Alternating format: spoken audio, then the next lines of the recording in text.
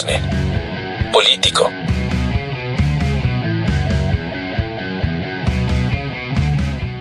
El próximo debate presidencial, Isma, va a ser el domingo 28 de abril, igual, a las 8 de la noche, como les habíamos dicho. Porfa, a todos los que nos están escuchando, porfa, traten de sintonizarlo y traten de verlo desde una óptica, pues crítica, ¿verdad? Desde una óptica que nos facilite o que les facilite la construcción de su propio argumento de por quién votarían, y traten de sacar, digamos, del debate, de lo que se discuta, traten de sacar la mayor cantidad de propuestas, o la mejor noción que puedan de las propuestas de los candidatos y del candidato, ¿verdad? Y de las candidatas, antes que cualquier otra cosa. ¿Por qué? Porque en el debate, pues como sabemos, se llena total y por completo de otro tipo de expresiones, ¿verdad? Más hacia el ataque, más hacia este tipo de cuestiones. Y la neta es que para este debate se vienen buenos los temas, porque uno de ellos es el tema medioambiental. El tema medioambiental, que está ligado a muchísimos problemas, obviamente, que como generación millennial, centennial y alfa, o sea, las generaciones más nuevas, nos vamos a enfrentar en el presente, que ya nos estamos enfrentando, como le pasó a Acapulco con Otis, pregúntenles, y en el futuro, obviamente. Entonces, la intención, pues, de este episodio de hoy es más o menos ver las propuestas que traen los aspirantes a la presidencia respecto a este rubro, y tratar de desmenuzarlas un poquito para ir mejor armados en el debate. Tú, Isma, digo, antes como que de pasar a las propuestas así en concreto y ligarlas un poquito con el tema, ¿tienes algún mensaje para la audiencia en relación al debate que se viene? Pues no, simplemente mantener ahí la perspectiva, en el sentido de que lamentablemente estamos viendo, yo creo que desde hace ya un tiempo, debates, o sea, no solo en esta ocasión, pero también, por ejemplo, en el debate chilango, la espectacularización de la política, ¿no? Esta política espectacular en donde en realidad los candidatos tristemente se han enfocado, porque bueno, esa es su chamba, tampoco hay mucho que reclamarles, tienen que producir emociones y tienen que producir el escándalo también. Pues se han centrado un poco más en la parte que les beneficia de atacar al otro, y en ese sentido, precisamente estos debates, me parece que habría mucho que analizar si explícitamente se dedicaran a entregar propuestas tal cual. Pero también eso dice mucho de los candidatos, y yo creo que es algo que pues hay que tener en cuenta, que poner atención, porque precisamente me parece que dice mucho de quien ataca y me dice mucho también de quien recibe. Entonces, en el aspecto de la personalidad, en el aspecto del carácter, en el tema de mantener el temple, de no calentarse la cabeza o la lengua, precisamente también hay empaque de gobierno. Es ahí donde a veces a altas presiones, realmente los que pueden tolerar esa presión son los que tienen la madera para estar gobernando, y lo demás, pues bueno, digamos que es parte del rodeo. Finalmente los ataques se dan, estamos en temporada de caza, hay elecciones, entonces de alguna u otra manera todos echan mano, unos más que otros, precisamente del recurso del ataque. Creo que es algo que no nos tendría por qué preocupar en más, en el sentido de que finalmente seguramente hay escándalos por todos lados, pero más allá de eso, pues ahora sí que como audiencias más críticas, seamos mucho más elevados de miras y podamos ver justo entre líneas quién lo va a hacer mejor en ese sentido, quién podría aguantar la presión de gobernar, que no es ni de cerca lo que se puede ver en los debates y las reacciones, pues es algo muy desgastante. Según también exmandatarios, expolíticos de todos los países, pues vemos cómo entran jóvenes y terminan saliendo llenos de canas, arrugas extra, que muy probablemente si no se hubieran metido al puesto, pues hubieran preservado algo de juventud. Pero bueno, simplemente eso. Vamos a seguir manteniendo los ojos bien abiertos, vamos a seguir manteniendo ahora sí que la escucha también, para percibir lo que propone cada uno hasta donde le alcance, y finalmente pues eso contribuirá a que podamos elegir de mejor manera y emitir nuestro voto. Oye, qué bueno que mencionas el debate chilango, como se le dice, el debate por la jefatura de la Ciudad de México. Yo, la neta, no tuve oportunidad de verlo. pero sí vi un poco de los highlights después, y al final pues es un debate muy importante aquí en México. Si nos está escuchando desde el extranjero o incluso de México, pero no de la capital como tal, es importante también porque pues estos candidatos, quien gane, quien se convierta en jefe o jefa de gobierno de esta ciudad, de la gran metrópoli de este hemisferio, pues casi siempre termina siendo un presidenciable en el siguiente periodo de elecciones. Entonces, pues es como un vistazo a lo que podría deparar el futuro de una presidencia en México.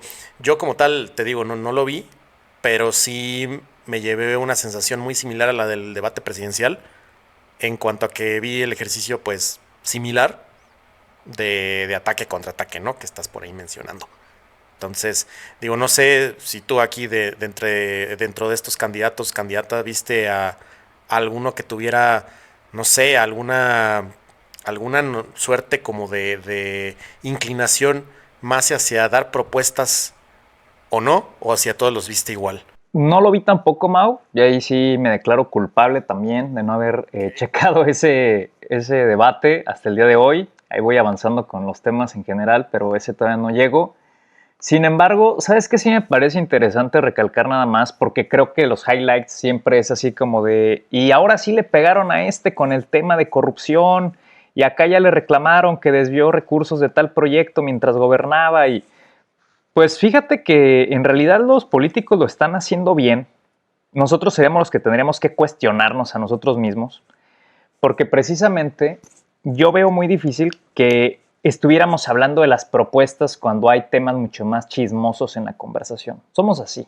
O sea, habría que aceptarlo como audiencias, ¿no? O sea, al final es mucho más difícil que me meta a ver las propuestas que pone cualquier candidato en un rollo de 1 hora, donde probablemente a los 15 minutos ya haya perdido todo sentido de orientación y de concentración. Pero si hablan sobre cómo estuvo el entramado de corrupción y bla, bla, bla, pues te puedes echar hasta los 30 minutos y se te va a hacer como una historia de un cuento bastante digerible, ¿no? Entonces, son esas trampas como emocionales en donde justamente hay que aceptar, ¿no? Hay que aceptar que nosotros como seres humanos nos mueve lo emocional, y también que somos la generación a partir de los millennials hacia adelante, lo que dices tú, la generación Z, la generación alfa, lo que viene, pues somos generaciones bastante adictas a la dopamina, y en ese sentido me parece que más que nunca este tipo de videos donde el escándalo y los high pitch voice, así como que los cambios de tonos de incluso de los quienes narran o creadores de contenido como nosotros que somos, de alguna manera, pues todo eso son las señales de alerta que el cerebro busca, ¿no? Y yo creo que también aquí es interesante porque me extrañaría, pues, y igual y no, pero que los candidatos no supieran eso, y eso ya se viene ensayando desde hace mucho tiempo y está estudiado, en que efectivamente nosotros, pues sí queremos racionalmente, por decirlo así, o sea, lo pensamos, decimos, denos propuestas, pero nuestros cerebros no las quieren. Sí, o sea, hay que aceptar, ¿no? Esa parte.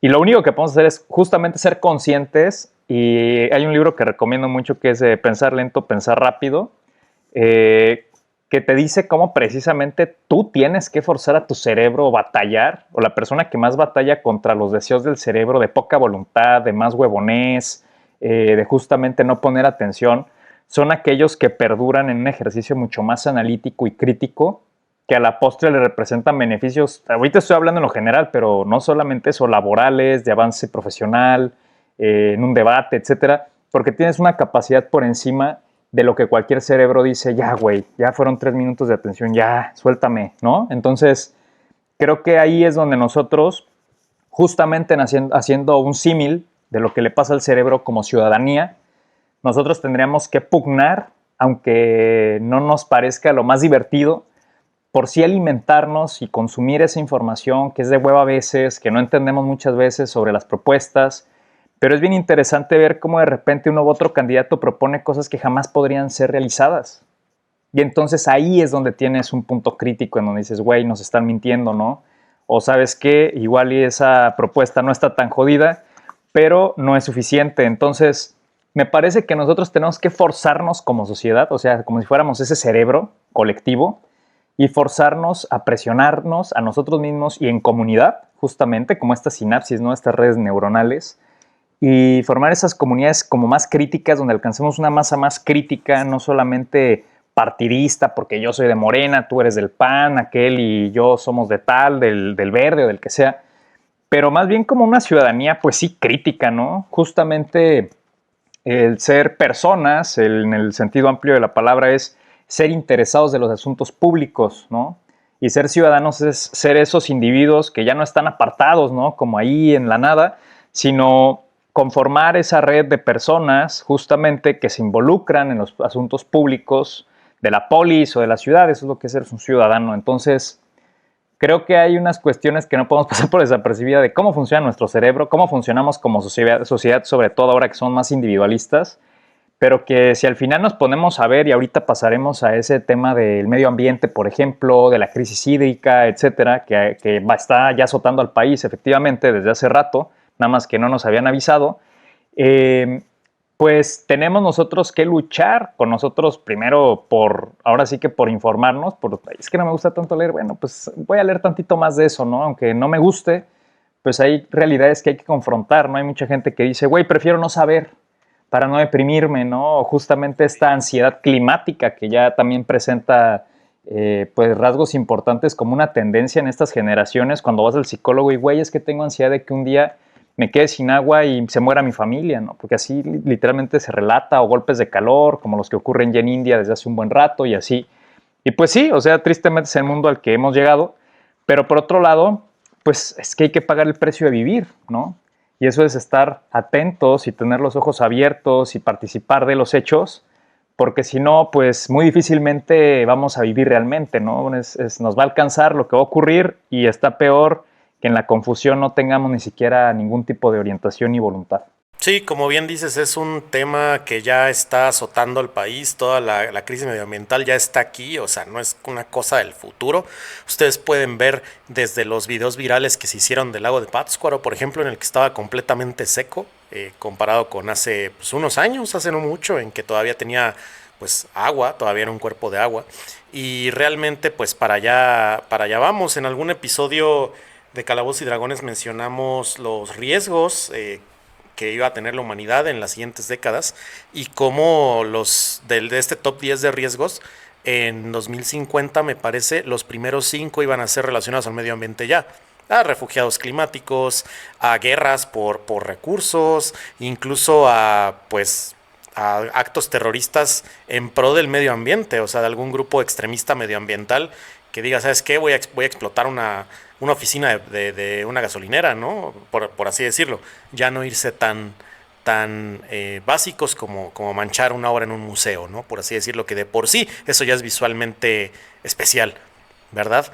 Y pues justo, como dices, el tema es de hoy y vamos a tratar de relacionar esta parte de las propuestas de los 3 presidenciables en México, las 2 candidatas y el candidato Maínez, en relación al medio ambiente y también ver cómo se liga con la cuestión de empleo y desigualdad aquí en México, porque al final de eso va a tratar el siguiente debate. Va a tener 6 temas, me parece, pero 2 de ellos van a ser medio ambiente y desigualdad y empleo. Entonces vamos a empezar, si te parece, con la candidata Xóchitl Gálvez de la Alianza. Esta vez vamos a empezar con ella, no hemos empezado nunca desde su perspectiva. Y aquí sí quiero apuntar que tanto Xóchitl como Claudia me parece que tienen un poco más de experiencia personal en los temas energéticos, que son los que voy a tocar un poquito. Sobre todo porque Xóchitl tiene pues su empresa que gira en torno a soluciones en este nicho y Claudia por ser pues académica en estos temas, ¿no? del conocimiento. Como tal, Xóchitl lo que busca es básicamente transitar a energías limpias y garantizar el tratamiento del agua, tanto a su acceso como a su correcto uso, ¿no? Ella hace no mucho, por ahí en marzo, hace como un mes, hoy que estamos grabando el 22 de abril, hace como un mes Xóchitl mencionó en un evento público que criticó bastante la política de López Obrador, la política energética que tuvo. Sabemos que por ahí el actual presidente de México, López Obrador, mencionó que México no estaría listo para transitar hacia una economía de energías renovables en 30 años mínimo, que eso no lo veía pues factible en un sexenio él, y pues por eso se construyeron obras como por ejemplo la refinería, ¿no? La refinería nueva. Y ella, Xóchitl, pues criticó esto aquí en un acto de campaña, diciendo que pues este cálculo estaba errado y que ella realmente podría literal dar una vuelta al país y hacerlo completamente usuario de energías renovables en 5 años.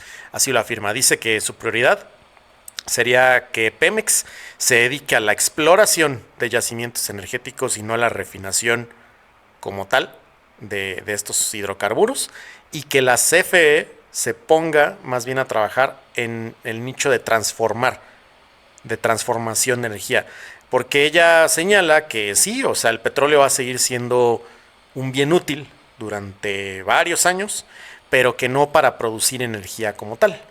Entonces, que más bien para producir derivados petroquímicos de este material, ¿no? Por ejemplo, gasolinas. Pero no se refiere al tema energético como tal.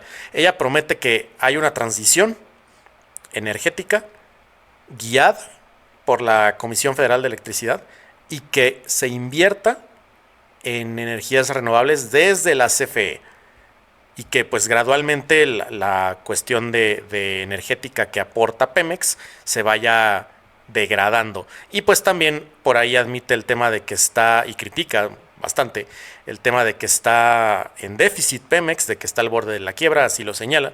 Responsabiliza obviamente a la presidencia de Andrés Manuel, y critica que que realmente de todo el refinamiento de gasolinas que se está haciendo, pues realmente se están teniendo pérdidas megamillonarias. Entonces su plan, el cual a mi parecer, que he tratado de investigar bien sus puntos de cómo se haría todo, pues otra vez caímos como en la cuestión esta de que no está explicado al 100, al detalle, cómo haría cada cosa.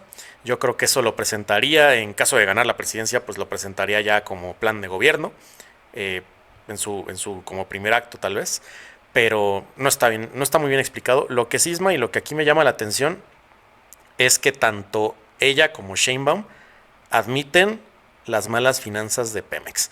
Y digo, yo no soy ningún petroquímico ni nada por el estilo, pero pues entiendo que el hecho de que tanto la candidata de oposición, que va pues en punta, aunque está estancada, va en punta en la oposición del actual, de la candidata del gobierno, también esta candidata del gobierno está señalando pues este problema con Pemex. Yo por ahí veo dos visiones un tanto similares en cuestión energética, y la de Maynes, que ya la tocaremos al final, pues totalmente mucho más disruptiva que las dos.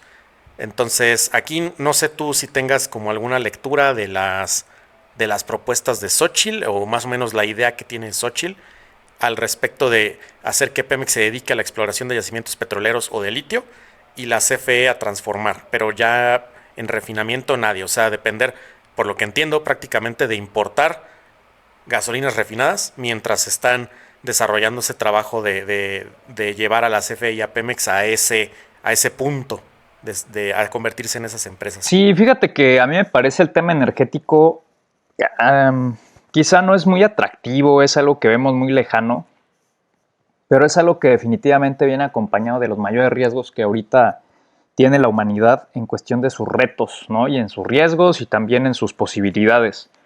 Voy a hacer un ejercicio muy simple. Si tú y yo no hubiéramos comido bien durante mucho tiempo, no estaríamos aquí, porque precisamente la energía que nosotros procesamos en nuestros cuerpos biológicos son calorías que necesitamos, cierto tipo de nutrientes y etcétera. Así de poderosa es la energía. Es decir, nosotros estamos vivos gracias a que podemos metabolizar una cierta energía del universo que se llaman alimentos comestibles para los seres humanos, orgánicos, etcétera. Es bien interesante desde el punto de vista filosófico analizarlo desde ahí, porque luego te vas al tema gubernamental. Si tú te fijas, un país es como un organismo también que necesita consumir energía, porque sin energía no se mueve absolutamente nada. No se mueve el comercio, no se mueven las redes de agua, no se mueve tampoco pues simplemente el tema de la política, que además si ya lo desgranamos en más cosas, pues no se mueve el asunto de la agricultura, no se mueve el asunto propiamente dicho de la administración de los recursos, ¿no? En lo general, no solamente eso, la minería, podemos decir, las industrias de avanzada, la aeronáutica, para irme todavía más lejos, la industria aeroespacial, por ejemplo, pues necesita también de esos minerales raros, por ejemplo, en nuestros celulares, en las inteligencias artificiales que se están ya sumando incluso a ciertos equipos móviles de celular, pero también a los que van a ser el futuro de las computadoras o los ordenadores cuánticos, por el cual también hay una gran, pues digamos que carrera internacional de las propias empresas paraestatales y privadas por llegar ahí antes que otros. Y finalmente, el tema de la energía, todo esto se mueve con energía. Hoy en día no sé qué porcentaje de la energía justamente está echada a andar para que tú y yo podamos estar teniendo esta conversación a través de una videollamada. En un ordenador que está sumido en el océano, no sé cuál, en los ordenadores que requieren justamente enfriamiento porque si no tronarían a temperaturas ambiente, ¿no? O edificios que tienen que tener literalmente ventiladores que parecen congeladores para que toda esa capacidad de ordenadores que hay, donde se encuentra la nube, que le llamamos la nube, pueda mantenerse funcional, podamos entrar a ver nuestros datos bancarios, etc. Entonces, la energía no solamente es algo que no podemos ver y que por tanto es demasiado poderosa, sino que estamos tan acostumbrados a tenerla que no nos podríamos imaginar un día sin ella. Alguien que se haya quedado sin pagar su recibo de CFE, a mí me pasó muchas veces cuando vivía con mis roomies en la universidad, güey, te cagas de no tener luz un día, mediodía, porque, güey, me iba a conectar a hacer mi trabajo, pero mi lap está descargada y no puedo prender, y es que no hay luz, me llegó a pasar más de una vez y tenía un examen en línea o tenía que hacer algún ensayo y irlo a imprimir y entonces ahora muévete a otro lugar. Eso ya implica un trastorno del plan, ¿no? Y me estoy yendo a lo básico. Ahora imagínate un país o una región donde no hay energía, donde hay un apagón, que lo hemos visto a lo largo del sexenio con ciertos temas de la CFE, por ejemplo. Pues te paraliza, a veces incluso, lo vimos durante la pandemia, te paraliza el hecho de la vida y la muerte cuando los respiradores estaban amenazados quizá porque en cualquier momento tienes un apagón y tus respiradores no sirven. Si tú además no tienes un backup en una batería o en un transformador de emergencia, pues digamos que entonces está en riesgo incluso un sistema de salud donde ciertas cosas no pueden caer del nivel de enfriamiento o de congelación en una vacuna, en un microbio, incluso en bacterias, no sé, de investigación, de reserva, para atención en un hospital, en centros de investigación, como he dicho ya. Entonces, es amplísimo el lugar que ocupa la energía hoy en día en nuestras vidas y no nos damos cuenta porque estamos muy acostumbrados a eso. Tu coche no jalaría, menos un Tesla, ¿no? Hay gente que dice, ¿para qué me compro un eléctrico si ni siquiera hay estaciones de recarga cerca de mí? O sea, hasta eso nos determina, ¿no? El en qué nos vamos a mover. Y evidentemente hay como una contraposición, yo pensaría, con el tema de Pemex. A contrapelo va Andrés Manuel López Obrador con la tendencia del mundo de ir hacia las energías renovables. En eso creo que todos lo hemos escuchado. Creo que incluso él lo admite públicamente cuando dice que no se debe de retornar a la idea de que las energías renovables son lo mejor, nada más porque sí, y que no se vaya la gente con el canto de las sirenas. Eso hace no mucho lo dijo. Y específicamente me gustaría retomar un caso que ocurrió, pues ya me parece iniciada la guerra de Ucrania contra Rusia, en donde este ejemplo me parece muy interesante porque está ahí, lo estoy leyendo de Los Angeles Times, sobre Alemania, en donde se desalojó un pueblo para ampliar una mina de carbón. Y me voy a ir exactamente, Alemania, ¿no? No es una dictadura, dejó de ser ese país autoritario hace ya varias décadas, pero no, es uno de los países, pues, democráticamente, diría yo, más fuertes, donde realmente hay una transparencia democrática, donde difícilmente va a haber está al borde de una guerra civil porque la gente ya no confía en su gobierno. Pues no, efectivamente es algo sólido. Y aquí es más bien como esta pugna, ¿no?, por los ecologistas, afirmando justamente que lo que sigue para Europa ya es precisamente un cambio de paradigma en dejar atrás los fósiles, ¿no? Como fuentes de energía. Y fue el propio gobierno el que dijo, es necesario que tomemos y expandamos esta mina, o sea, tomar el pueblo, y junto con la compañía eléctrica RWE, dice aquí, pues sostienen que el carbón es necesario para garantizar la seguridad energética de Alemania. Y yo me quedaría con eso. ¿Por qué? Porque precisamente lo que está ocurriendo aquí es que aquí, imagínate, pasa eso en México y no, hombre, eso se llama ya dictadura.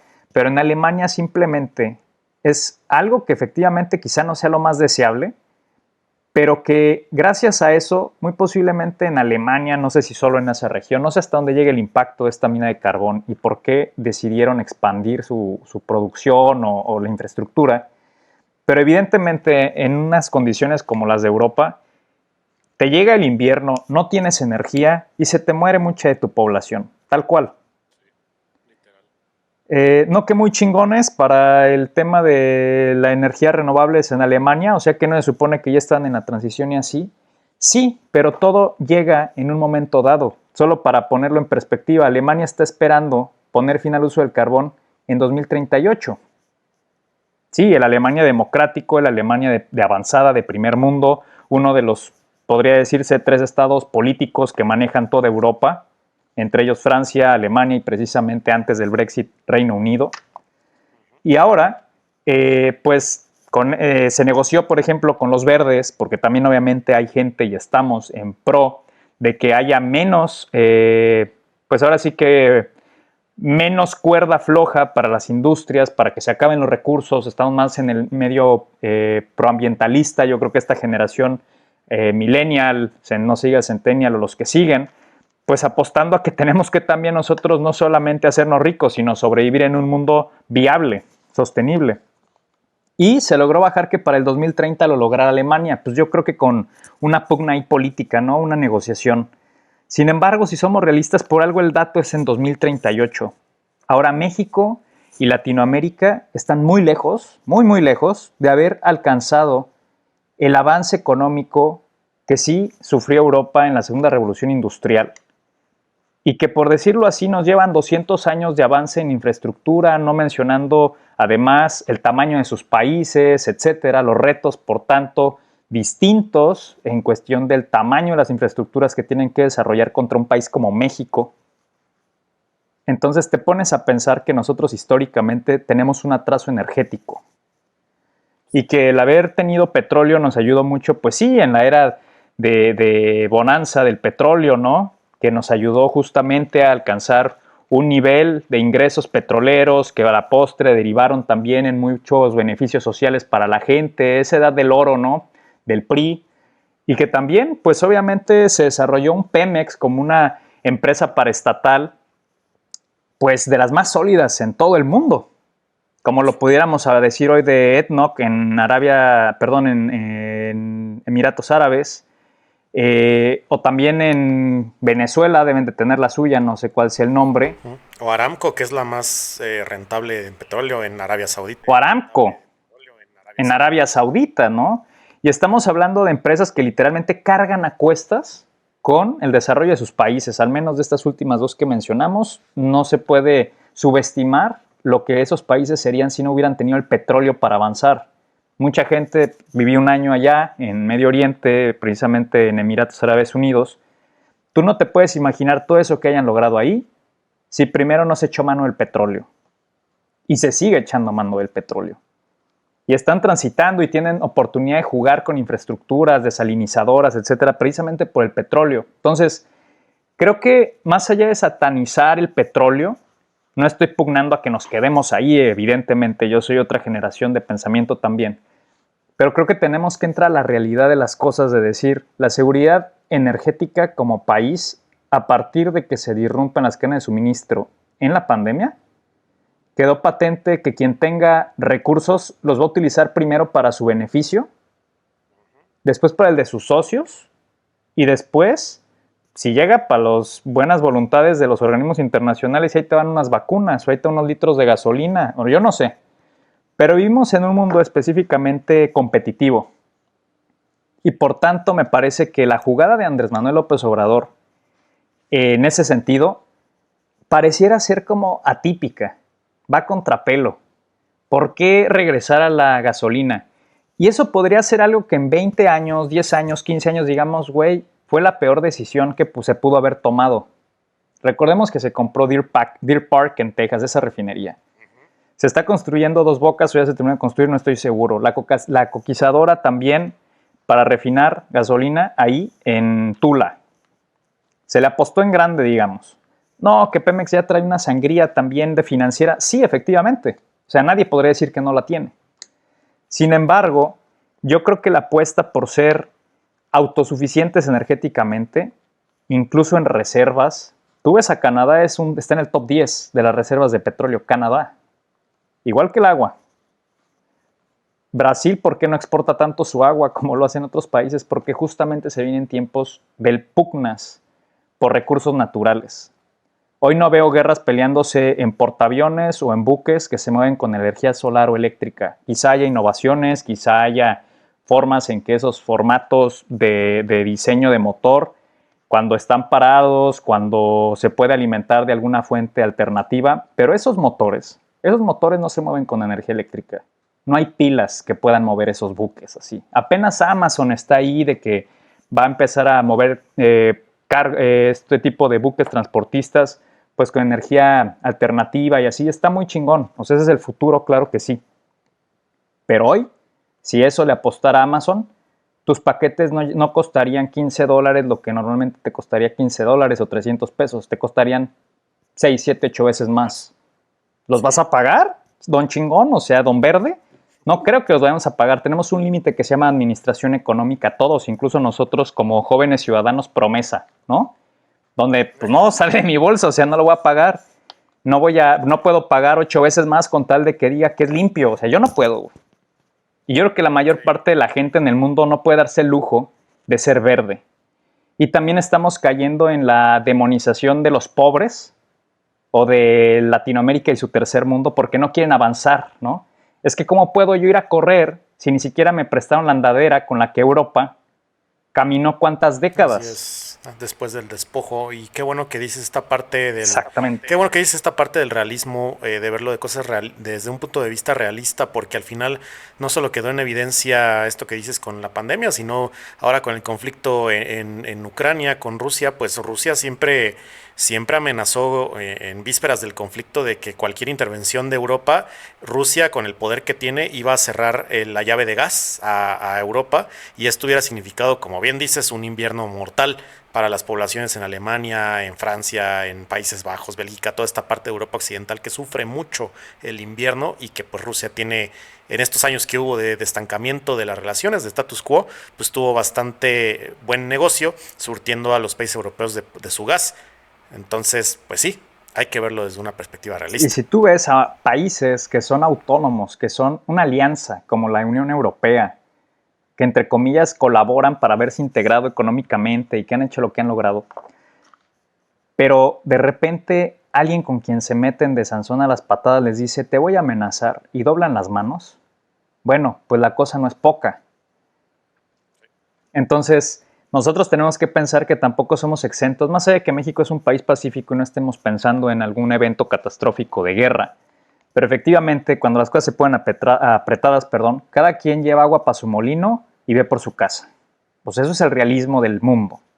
Y yo creo que tendríamos que aceptarlo. ¿Por qué? Porque solo también en esa aceptación podríamos anticiparnos a los eventos. En ese sentido, creo que lo de Andrés Manuel puede ser una de dos. Ay, güey, nunca se utilizó, qué pendejada lo que se propuso y lo que se hizo.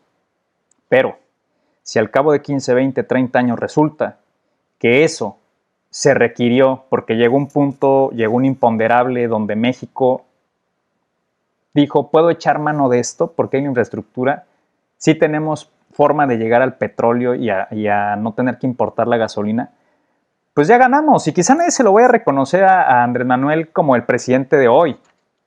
Eso no lo vamos a decir sino hasta hacia adelante y viendo hacia atrás. Eso no pasa nada. Que si se pudo haber mandado esa lana a otros lados, pues quizás sí, obviamente. El dinero siempre se puede ir a lugares más urgentes porque hay muchas urgencias en un país como México.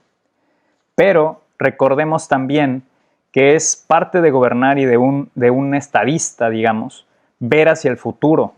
Y a veces ver hacia el futuro es aceptar que el futuro, si no hay un pasado sólido o si no hay estructuras sólidas, tampoco. Que sí le faltó a Andrés Manuel en este sexenio impulsar las energías alternativas, pues quizá, no sabemos, quizá yo no soy experto tampoco en energía y finanzas, pero quizá pudo haber empezado un andamiaje, haberlo continuado, pero decidió no hacerlo. Obviamente con el petróleo y Pemex como símbolos nacionalistas, del cual también todos sentimos un cierto arraigo, porque así nos criamos en los gobiernos priistas, incluso en los siguientes, ¿no? O sea, por más que estuviera desangrando Pemex, ningún presidente lo cerró. ¿Por qué lo debería haber cerrado Andrés Manuel? ¿Por qué echarte ese cohete a la bolsa? Ahora, inteligentemente Xóchitl ve hacia el futuro igual que Claudia, pero ojo, esto pues ahora sí que es lo que veo y que ya habíamos platicado aquí. De llegar Claudia, ¿qué es lo que pienso que va a ocurrir? Va a absorber y ya se comprometió de alguna manera discursivamente o en sus propuestas a que está volteando a ver también hacia las energías renovables, a convertir a Pemex también en una empresa financieramente funcional, y que además esté viendo hacia cómo explotar ya el litio. Es decir, una transformación de la paraestatal que va a seguir ahí, pero que efectivamente se tienen que encontrar nuevas estrategias financieras y operativas, incluso saber qué se sacrifica y qué no, qué se subcontrata y qué no. Esa reingeniería financiera es necesaria en Pemex, todos lo sabemos. Ahí yo creo que nadie está peleado. Lo que sí es que efectivamente si Claudia llega y empieza a mover la narrativa y le apuesta y le mete bien a los temas de energías renovables, para la oposición ya no va a haber entonces el cómo lo está haciendo mal el gobierno. O sea, si ahorita ellos no agarran la única forma en que podrían golpear a Claudia más adelante, cuando salga y cuando quieran ir por otro sexenio, es precisamente en el tema energético, porque Claudia redobló la apuesta única por el petróleo que Andrés Manuel apostó en este sexenio por. Pero yo dudo que vaya a ser así y entonces en 6 años vamos a encontrarnos con una oposición, sea la que sea, del nombre y la alianza y los colores que sean, muy difícil de golpear por ahí, porque precisamente Claudia también representaría en este momento la amalgama entre un pasado, un presente y un futuro, en el sentido energético, si es que le apuesta a eso. Sí, así es. Justamente Claudia pues busca revitalizar, ¿verdad? La empresa paraestatal, revitalizar Pemex. Ella sí admitió, como te decía, pues este tema de la deuda gigante que tiene Pemex de más de 100 mil millones de dólares, es de las empresas más endeudadas a nivel mundial, pero ella dice que buscaría resolver este tema a través de un refinanciamiento de la deuda. Honestamente, pues no sé eso exactamente cómo funcionaría o con quién buscaría el refinanciamiento, pero sé que se puede, o sea, se ha hecho, lo hemos visto en otro tipo de empresas paraestatales, y busca que este dinero, pues que al final está generando Pemex, y que supuestamente generará más y más con el hecho de que ya estén funcionando al 100 la refinería nueva que se construyó, más el tema de Deer Park y demás, que con esto se pueda financiar la transición de Pemex hacia una empresa de energías renovables, ¿verdad? Hacia una empresa que explote el litio, no solo que lo explore como menciona Xochitl, sino que lo explote como tal, que vea las formas en las que puede ser más productivo para el Estado y para las empresas. Esto, hablando de las empresas, sí fue bastante incómodo para algunas petroleras internacionales como Shell, British Petroleum, que ya tenían desde el sexenio de Peña Nieto, pues jugosos por ahí negocios ya fijados dentro de México, con parte del procesamiento de los hidrocarburos. Sin embargo, pues a partir del sexenio de AMLO, y ahora ya se concretaría con Sheinbaum, pues su participación como tal en el procesamiento pues sería cada vez menos relevante, hasta que Pemex sea completamente el único capaz de procesarlo. O sea, siguen estando hasta ahora en la mira para participar en la exploración, pero ya no en el procesamiento como tal.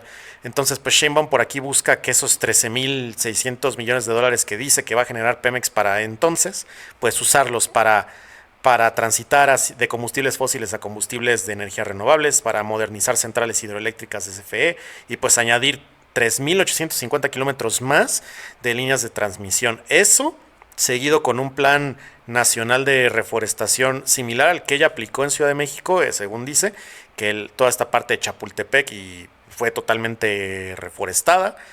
Busca hacer este ejercicio igual en zonas pues de alto estrés hídrico en el país para tratar de devolver el equilibrio pues a los acuíferos y a los cuerpos de agua para que pues no caigamos en este problema que hemos tenido recientemente de sequías o de extremas inundaciones en algunos lugares, ¿no? Entonces, pues ella sí habla mucho de este tema de la deuda, lo admite, que creo que fue un gran paso, porque honestamente si yo hubiera visto que Claudia empezara a negar la grave situación financiera que tiene Pemex, pues restaría cada vez más su credibilidad, pero como bien lo dices, es la candidata más probable en ganar la presidencia hasta ahora todavía, de acuerdo a encuestas. A encuestas en varios medios, ya hemos citado aquí algunos, como Bloomberg, por ejemplo, y pues al final, al ser eso, pues no puede decir promesas guajiras no sé, de acabar con la contaminación en 3 años, ¿no? Cuando en realidad son cosas que no son factibles en un país como el nuestro. Sí, y aquí le viene mal pues a la oposición que Claudia justamente se haya lanzado así. Hasta algunos podrían decir, va en contra del proyecto de Andrés Manuel. Pues no hay ahí algo tan punzante como lo podría ser el tema de seguridad pública, etcétera. Pero yo creo que lo que sí pasa y lo que quizá veamos en este respecto en el debate es que precisamente Claudia se va a comer el discurso de la oposición. Y se lo va a comer porque ya lo traía también programado, ¿no? O sea, no porque esté inventándose así. Recordemos que Claudia Sheinbaum sí crearon, pues, en su grupo de trabajo, un proyecto de nación como tal, que es lo que se le ha criticado a la oposición, en donde dicen que no tienen un documento sólido, no tienen realmente como todo un entramado de datos, de estudio, de perspectivas.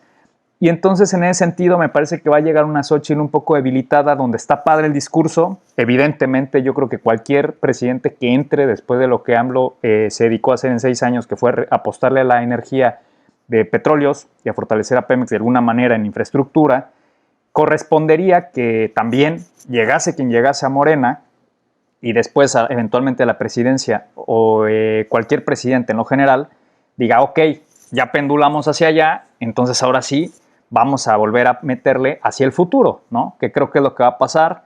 México tiene, recordemos, todos los ecosistemas posibles para poder sacar energía alternativa, tiene todos los climas también viables para que fuera solar, para aprovechar el viento, para aprovechar la energía del mar, la geotérmica, etcétera. Entonces, me parece que en ese sentido va a haber muchos proyectos interesantes. Recordemos también que en este sexenio creo que se creó una empresa que iba a empezar a gestionar como una paraestatal o algo así, el tema del litio. Quizá ya no haya necesidad, quizás solamente sea un brazo de Pemex, ¿no? Entonces, eso sería parte de cómo hacer más eficiente las finanzas, supongo yo. Habrá que hacer una reingeniería, pero al menos ambas candidatas coinciden en algo ahí y entonces me parece que los mexicanos tendríamos que estar menos preocupados en el sentido energético, que eso no implica necesariamente, y yo creo que lo dejamos para un siguiente episodio, el tema de la sustentabilidad, que es un tema aparte y a veces muy peleado con la energía. Claro, y para ir cerrando el episodio, pues vamos por aquí a tomar también el plan que tiene Álvarez Maínez. Si se da el milagro y Movimiento Ciudadano gana la presidencia, Álvarez Maínez, Jorge, tiene un plan mucho más disruptivo que las dos. Él sí no veo que coincida al 100, o bueno, casi al 100% con ellas. Él sí busca hacer una propuesta, ha presentado una propuesta energética bastante disruptiva. Él quiere hacer un cierre gradual de las refinerías nacionales, quiere cerrarlas todas prácticamente y comenzar a abrir fondos públicos privados para financiar proyectos de energías limpias. Tiene el plan ambicioso de hacer megaterminales solares, más bien megasitios eólicos en todo el país y avanzar también en la parte de exploración y procesamiento de litio, pero enfocarse en esas tres básicamente. Y para esto, cerrar las refinerías nacionales e ir invirtiendo desde que entre a su gobierno a este tipo de ejercicios. Hacer también que las empresas pues energéticas más bien financien estos proyectos a cambio de, pues como una inversión, a cambio de bonos con cierto rendimiento, pero él sí deja muy en claro que esto es algo que a mí en lo particular me gustó que haya dicho, yo no me lo esperaba de él, es que él estaría totalmente en desacuerdo con la privatización de cualquiera de estos campos, ya sea de los parques solares o de los sitios eólicos, porque él está totalmente de acuerdo que para garantizar la soberanía de un país, pues el país tiene que tener el control político y económico sobre la administración de sus recursos energéticos. Al final, él sí considera esto, o sea, totalmente, pero sí menciona y critica las refinerías como tal. Él va bastante con la tendencia del discurso mundial de ya cortar el tema de combustibles fósiles e irse hacia la parte más verde, claro, ignorando los temas que ya dijimos antes, ¿no? Del tema de ser realistas con respecto a tus necesidades energéticas. Él dice que con un fondo de 90,000 millones de pesos se va a poder hacer este tipo de ejercicios y se va a poder garantizar que el país consuma la mayoría de su energía de energías renovables. Pero pues sí, bastante disruptivo y también valdría la pena pensar justamente que México sí es un país donde le hace falta la infraestructura de energía. O sea, a veces hablamos de este tema como si ya estuviera todo hecho y nada más hubiera que meterle combustible a las redes de distribución. No, o sea, uno de los retos más grandes todavía al día de hoy en México es fortalecer las redes de distribución. Es de hecho de lo más caro también. O sea, no solamente es cómo la produces, sino cómo la distribuyes. Los sistemas también de cobro, por ejemplo, que el precio sí sea adecuado a lo que son las regiones y su uso. ¿Cuántas veces no hemos escuchado de los escándalos de cuánto se le cobra a ciertas empresas o a las empresas en cuestión de su factura de mensual o de cierto anual de sus consumos contra los hogares, ¿no? O sea, hasta dónde también tú, por ejemplo, que esto sería una propuesta interesante, tú siendo emprendedor, sabiendo que eres una persona que tiene una pequeña empresa de 3 a 5 personas, o sea, un microempresario, etcétera, tienes unas tarifas mucho más nobles que contra la industria tipo refresquera o yo no sé, metalúrgica. Entonces, creo que hay mucho en donde se pudiera también jugar con el tema económico desde la energía. Lo de Maines me parece, pues sí, efectivamente él quizás sabe que no va a ganar, que lo que le puede ayudar ahorita es encontrar filias con los jóvenes sobre ciertas ideas generales, sobre el progreso hacia el futuro, etcétera. Pero ni Maines, llegando a la presidencia, con todo respeto, llegaría y cerraría una sola refinería. Quizá lo haría algo así como un gran símbolo, ¿no? De que se acaba ahorita una era y comienza otra, pero nadie se daría 2 balazos en cada pie, en el sentido de que preferiría ir a cerrarle a mi inversión, que ahorita, aunque sea una cosa u otra, está manteniendo familias, gente, me está produciendo ciertos niveles de ingreso por petróleos y así, o por la propia gasolina que se está distribuyendo en el país, que no es suficiente efectivamente, pero que es propia, y mañana mejor todo lo importo. No, o sea, eso retóricamente en el discurso escucha poca madre, pero a la hora de la realidad, eso jamás lo haría ningún político, sea que sea el que entrara a la presidencia a finales de este año. Totalmente de acuerdo.